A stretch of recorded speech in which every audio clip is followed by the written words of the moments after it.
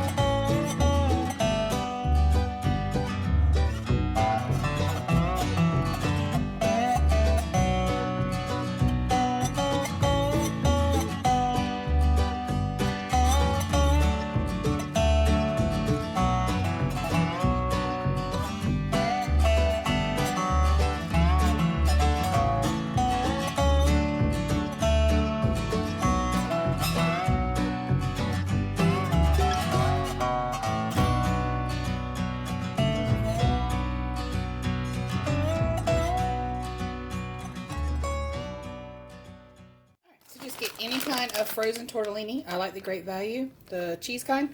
And I just get the small bag. So you can put down a layer of the sauce, a layer of the meat. And then we're going to come in with this tortellini. I'm going to add just a little bit of sauce right on top. And then I'm going to add some cheese to that. It's kind of like layering a lasagna. Well, that's exactly what it is.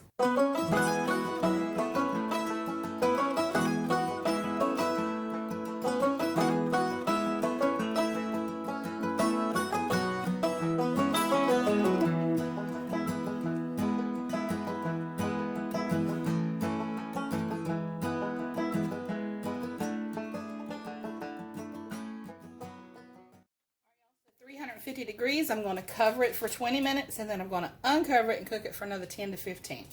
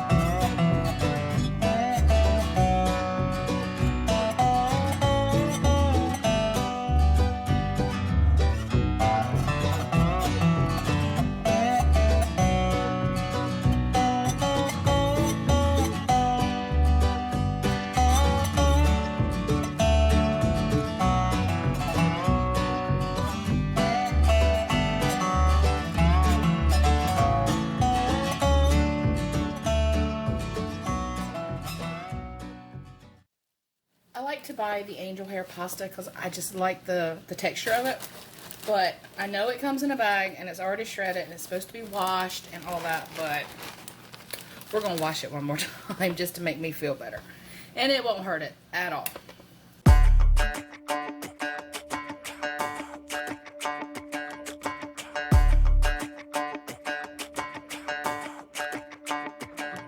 Walking home late at night, maybe 2:30.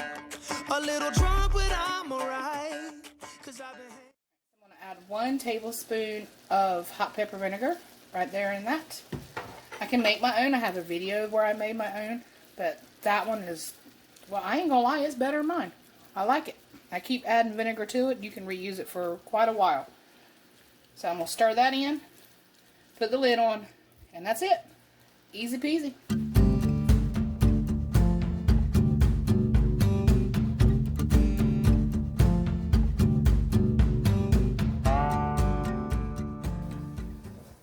Alright, y'all, so I'm going to make some chicken and rice soup for dinner this evening, and I need some celery. I've got a whole big stalk here of celery, so I'm going to take this off.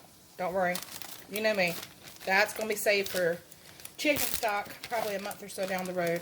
I've got a little bit of onion here. I'm going to reuse my bag. Put that right in there. I'm going to cut some of this for the soup, and I'm going to prep some of it to have for later. So I'm going to go ahead and get that going.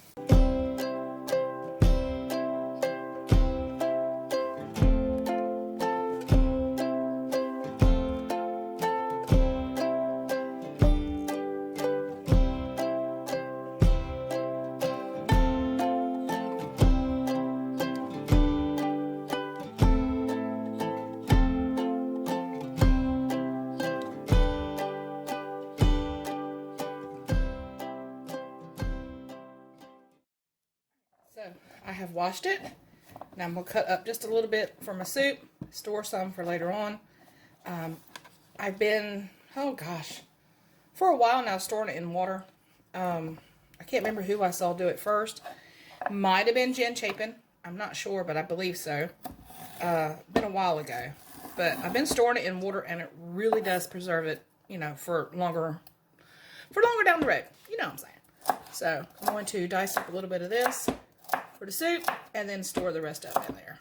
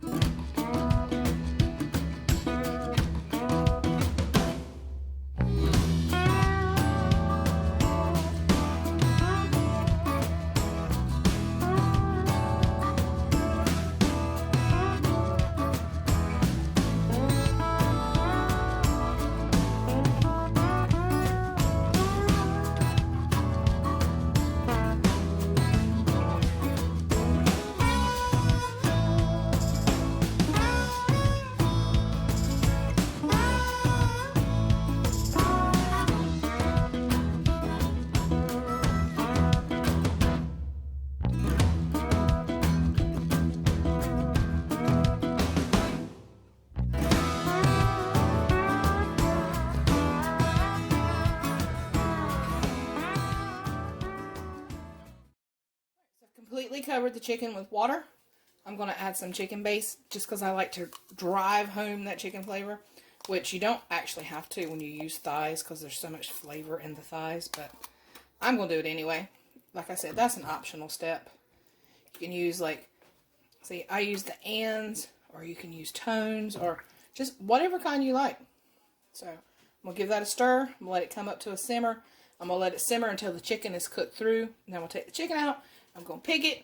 We're going to pick some chicken, y'all. It's just how we roll. Alright, y'all. So, I don't dispose of the skin. If you want to, go right ahead. But to me, it's just added flavor. But I do dice it up. I'm trying to do this with one hand here so I can talk to you. But I do dice it up very, very fine. And as it continues to cook, it actually almost cooks away. But it adds tremendous flavor. So, like I said, that's entirely up to you. Alright, so after I add the chicken back in, I'm going to add 2 cups of basmati rice. Now, you can use jasmine, long grain. You can even use instant rice if you want to, cook it quick. It's perfectly fine. But I like basmati, so I'm going to throw that in there.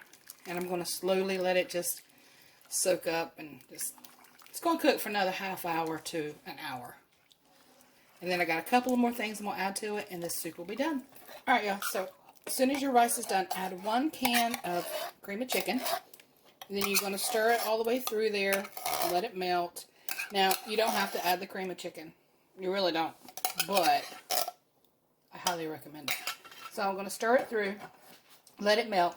I'm actually going to turn my heat off, put the lid on it, let it sit for 15 minutes, and it's done.